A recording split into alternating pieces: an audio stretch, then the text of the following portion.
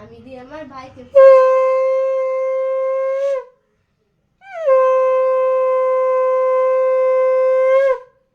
ভাইয়ের কপালে দিলাম ফোঁটা, জমদুয়ারে পড়লো কাটা।